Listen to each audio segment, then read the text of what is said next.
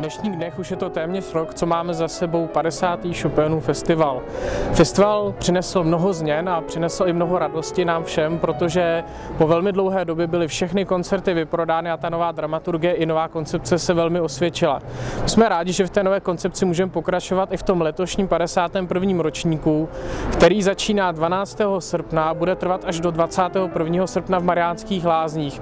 Je opravdu na co se těšit, protože už celý festival bude specifický a úžasný tím, že ji zahájí mistr Jiří Bělohlávek a ve stejně skvělém duchu výborných umělců a výborných uměleckých zážitků budeme pokračovat v průběhu celého festivalu a tímto srdečně zvu všechny návštěvníky portálu lázeňsképobyty.cz.